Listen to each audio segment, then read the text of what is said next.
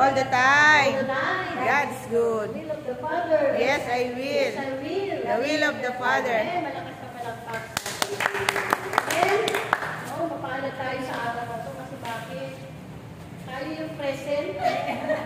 At yun, kasabay natin doon sa Central Jerusalem, meron din celebration. Amen. Dahil araw ngayon ng mga banal. Amen.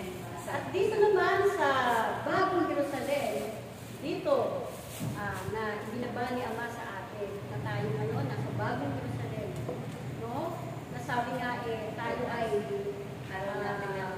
araw din ng mga banal, pinapaging banal. Pinapabanal. No?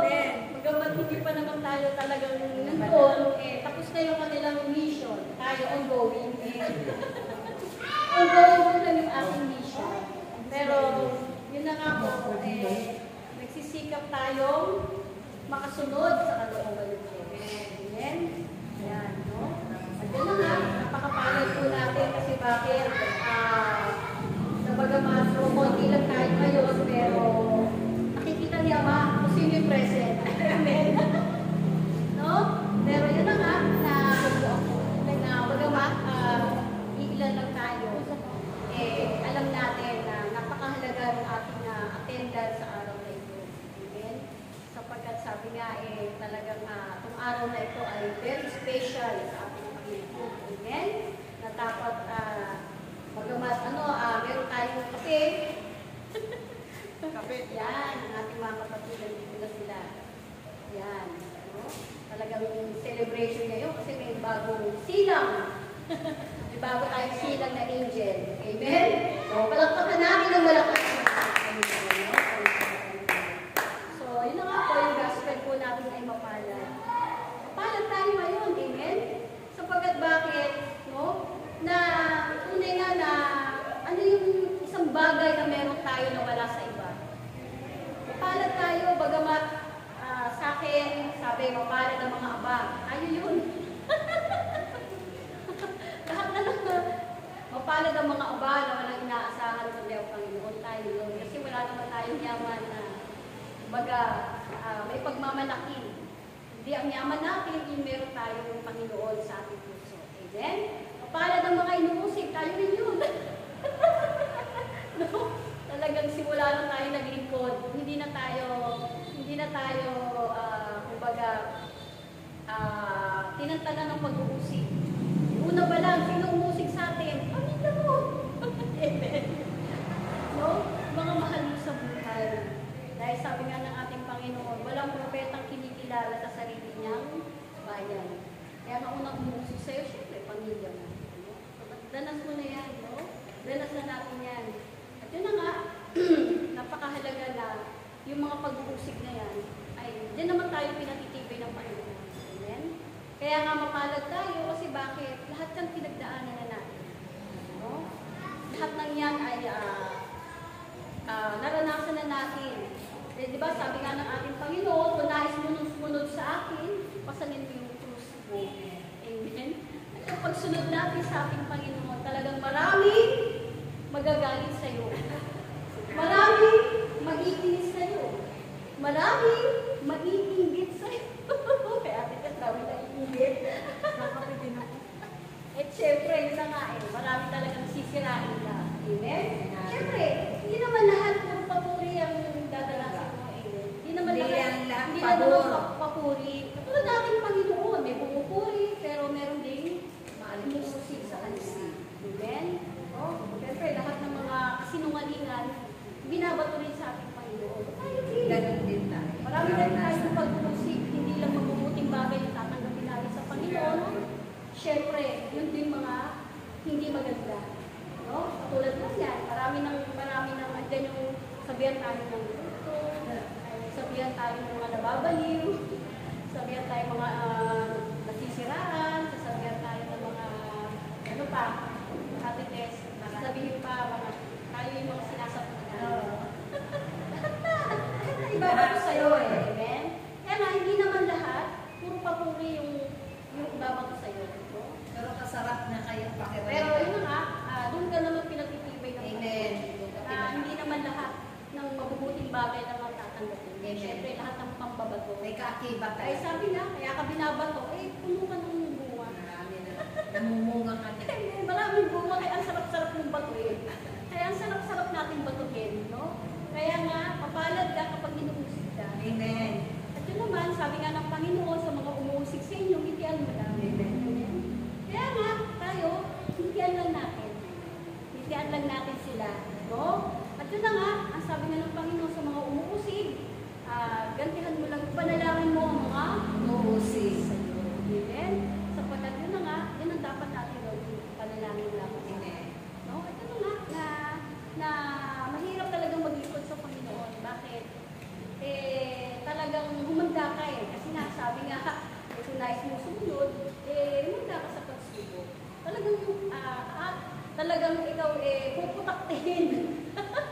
Puputaktihin ka talaga ng pagsubok, pag-uusig, paghihirap, hanggang saan ka?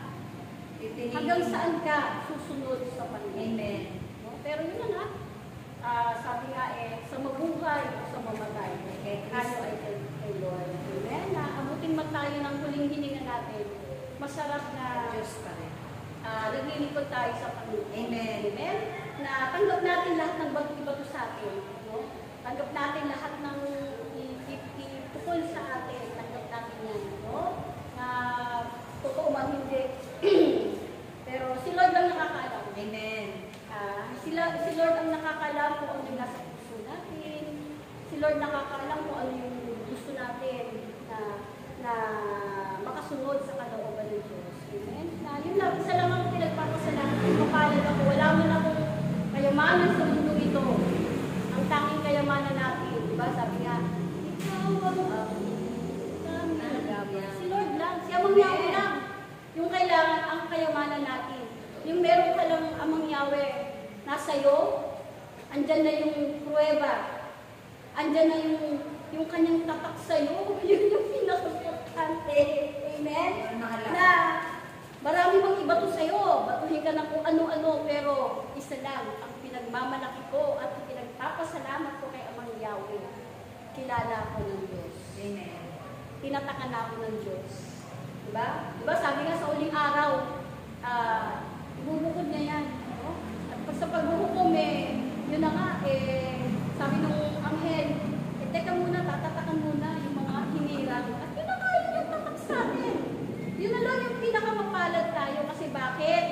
Yung pangalan ni Amang Yahweh, tinatak na sa mundo ni Ate Tess, tinatak na kay Tata Ben, ni Ate Tess, at Ate Heidi, tinatak na sa noo, sa kamay, sa dila, ano pa? Ruby na yan, na yan na yung iyong katibayan ng iyong kaligtas. Ano pa ba ang mahalaga? No? Lahat ng bagay mawawala yan eh. Lahat ng yaman, lahat ng nakikita ng ating mga mata mawawala. Isa lang ang mananatili, ang Diyos. No? Kaya nga sa akin, mapalad tayo kasi bakit? Mawala man ng lahat, wag lang siya ang Yahweh. Amen. Amen? Mawala ng lahat, wag lang ang ating Panginoon. Kasi siya yung ating kayamanan. Kaya mapalad tayo kasi bakit? Tayong lahat ay nasumpungan ang Diyos. Amen. Tayong lahat nakilala ni Amang Yahweh. No, tayong lahat itinakda ni Amang Yahweh. Pero bakit sa totoo lang, hindi naman talaga tayo lumanap sa Diyos. Siya naman. Hindi naman natin talagang, bakit? Ito ba plano natin? Hindi. Hindi na nga natin ginusto to Bakit? Hindi naman ito yung plano natin. Pero dahil ito yung plano ng Diyos. Ikaw ay itinakda na maglingkod sa Diyos. Kaya isang karangalan na tayo ay napili ni Ama. Itinakda ni Ama na tayo ay maglingkod sa Kanya. Amen. Yan yung ating ay pagpapasalamat sa Diyos.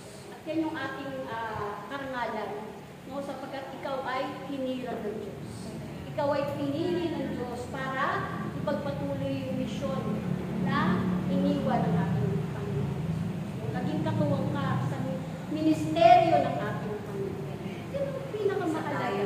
No, kaya salamat sa Lord. Dahil nga sa kabila ng maraming pag-uusig, kaya nga ako sabi ko salamat dahil nakabalik din ako kay Lord. Nakabalik din ako sa paglilingkod sa ating Panginoon. Sa kabila ng maraming pagsubok, pag-uusig, pero hindi hinayaan ni Ama na mawala nawala ako sa kawan na ito. Amen? Kaya nga salamat kay Ama dahil talagang sa kabila ng mga nangyari mga pagsubok, nandito tayo lahat. Nakasama pa rin tayo. Amen? Sa kabila ng maraming pag-uusig, nandito pa rin tayo. Amen? Kaya nga mapalad tayo sapagkat tayong lahat narito. May buhay, malakas, may kapayapaan, may kagalakan. Yun lang, mas mapalad ka na doon eh. Amen? Kaya nga, meron kang Panginoon. At yun nga, isa pa, nagtitiwala sa iyo. Amen. No? Nagtitiwala sa atin ang Panginoon. Kaya nga, huwag natin sayangin ang tiwala niya.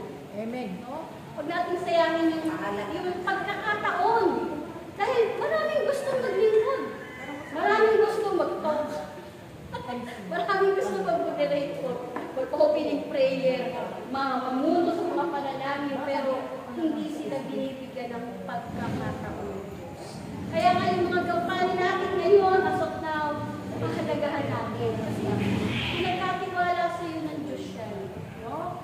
Kaya dapat pagpasalamat natin dahil mapalad ka kasi napili ka. No? Napili ka bilang interpreter, napili ka bilang pamuno sa panalangin, napili ka bilang tagapagpahayag, napili ka bilang glosalista. Amen? Na nagtitiwala sa atin. Kaya nga, huwag natin sayangin yung pagkakataon na maglingkod. Kasi bakit? Saglit lang yung buhay natin. Minsan ka lang darating sa lingkod ito. No? Kaya nga, samantalahin natin yung pagkakataon. Kasi yung baka yung pagkakataon na yan, hindi na yan pagkakataon na ipas. Hindi na yan dadaan ulit sa'yo. Kaya nga, samantalahin natin yung pagkakataon na binibigay sa inyo ng Diyos habang may buhay ka pa, habang may lakas ka Kala ko pa. nasa isip ko, siguro Kasi nasa sementeryo ka. ang lahat ng yan pwedeng hadlangan ng demonyo eh. Nakahadlangan ka eh. Pamilya mo pwedeng gamitin ng kalaban. No? Bigyan ka ng karamdaman. Kung may karamdaman ka na, wala na. Pero praise the Lord! Si Ate Tess, talagang ang dami ng beses ang pinatapin ng karamdaman. Pero matibay ko ating kapatid. Hindi talaga siya bumibitaw po sa Yahweh. Lord, hindi tayo pinagpunan ni Lord na magmapusan ng hihina. Pero hindi lubusang nawawala ng wagas. Inupusig pero hindi tayo nawawala ng mga kaibigan. At salamat sa Panginoon ang ating mga kaibigan, mga kapatid. Talagang tunay na kaibigan, tunay na kasama. Karami ko sa kaibigan. Amen? Iwanan. Amen? Na kahit matuhin ka, kasama sila. Sabi ko nga, wala pala akong kapatid sa laman. Ito pala yung bibig. Oo, yung mga kapatid natin sa dahil mas matibay yung pagbibigis ng Espiritu Santo sa bawat salita sa atin. Amen?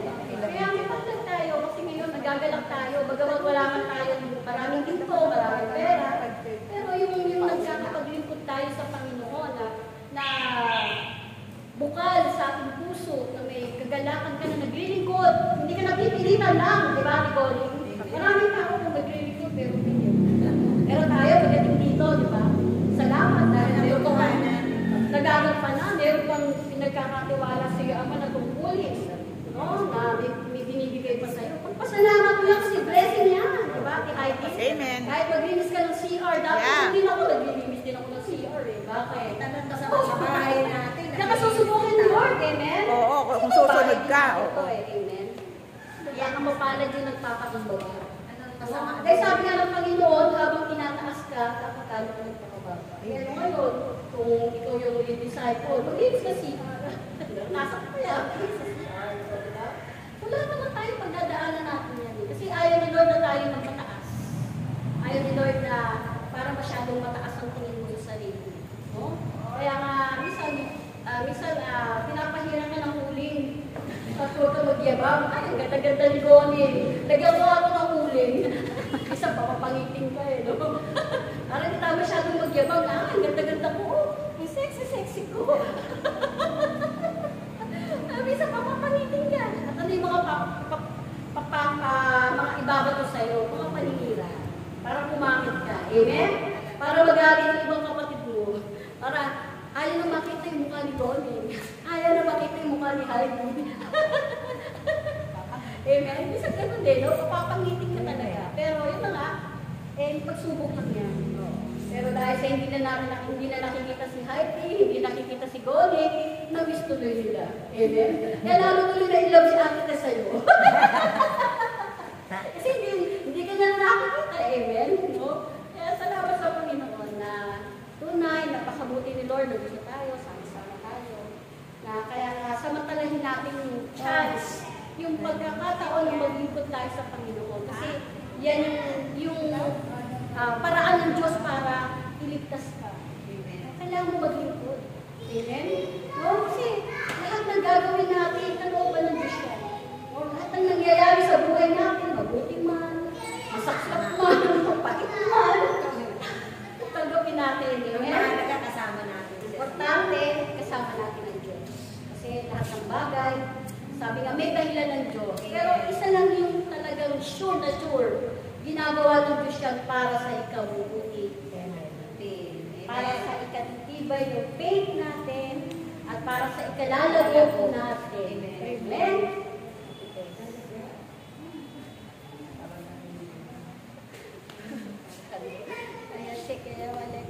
Kaya yan aking mga anak. Ang lahat ng mga paalala sa pamamagitan ng kapahayagan at sa pamamagitan ng kanyang mga aral at katuruan, huwag na huwag inyong kaligtaan. Dapat na ang inyong tularan at panghawakan nyo higit ang kanyang paa. Dahil kailanman hindi kayo iiwan ng Diyos. Kaya nga sabi ni Lord, tandaan ninyo. Kasi lagi nakakalimutan niya si Heidi. Diba ano bang ibig sabihin ng kasalanan? Nakakalimutan mo yung utos. Parang yun lang siya. Nakakalimutan. Sabi ng Panginoon, lahat ng kakagatin mo mamamatay. Kinakalimutan. Kaya ito ibang daw huli. Anong sabi na? Dahil ulit-ulit, nakakalimutan. O ngayon, ang lahat ng kakagatin mo, papakainin ko. Nabaliktad tuloy. Amen? Kaya nga, Lord, salamat Lord dahil binilang po mo kami mapapalad sa araw na ito na nandito kami sa iyong bagong Jerusalem na kung saan sa iyong Central Jerusalem ay may kagalakan dito. Kami nagagalak din sapagkat kasama ka namin. At kami ay patuloy mong pinapaging banal dahil siyempre nakikibahagi tayo sa kabanalan ng Panginoon at binabahagi niya tayo ng kanyang mga gawain, ng kanyang mga gampanin